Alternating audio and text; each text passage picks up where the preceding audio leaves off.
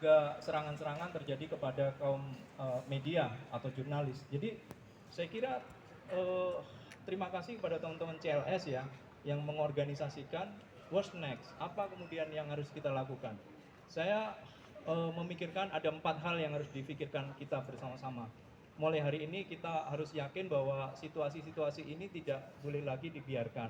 Dan kita tidak perlu menunggu 5 tahun lagi untuk proses yang serupa akan terjadi.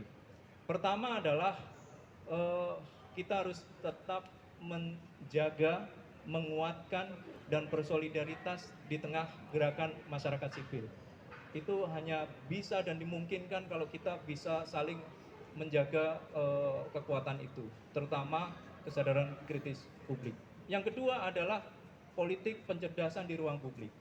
Tidak akan pernah terjadi perubahan karena kita hidup di tengah situasi atau konteks politik yang begitu banyak fake news, ketika begitu banyak manipulasi, dan era pemanipulasian inilah yang kemudian melahirkan ya situasi-situasi yang sangat paradoksal yang kita menganggapnya itu baik-baik saja padahal sungguh bertolak belakang. Maka kerja-kerja pencerdasan di ruang publik itu harus dilakukan. Yang ketiga, kita harus bangun perlawanan dengan menguatkan negara hukum demokratis. Karena kita percaya bahwa negara hukum demokratis itu mandatnya konstitusi dan kita tetap menjalankan itu, sehingga upaya-upaya strategisnya juga tidak akan pernah kita tinggalkan untuk membangun ya kekuatan politik yang bekerja dengan prinsip negara hukum demokratis. Yang keempat, saya kira satu lagi adalah masyarakat sipil perlu mengembangkan strategi untuk mengupayakan protes-protes atau pembangkangan sipil ketika memang situasi itu tidak mungkin jalan keluarnya melalui mekanisme-mekanisme hukum yang ada. Tidak perlu ragu karena itu bagian dari mandat konstitusi yang memungkinkan jaminan terhadap perlindungan hak asasi manusia dan kebebasan sipil. Saya kira itu saja, terima kasih, mudah-mudahan manfaat.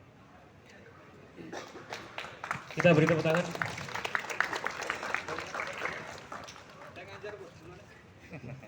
Terima kasih kepada Mas Uceng sekali lagi, terus kemudian kepada Pak Herlambang atas kehadirannya. Mohon maaf teman-teman wartawan karena mereka ini dosen-dosen juga, sehingga memiliki pekerjaan intelektual yaitu mengajar. Sehingga nanti setelah ini kami akan memberikan keterangan dan teman-teman yang ada di bagian media, di teman-teman Kementerian Humas dan Publikasi CLS bisa membagikan apa yang akan saya bicarakan juga di sini. Jadi teman-teman bisa ikut menyimak. Dan selain menyebarkan ini juga ada sebaran rancangan undang-undang yang juga disebarkan.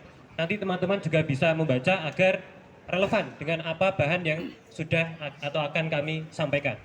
Terima kasih.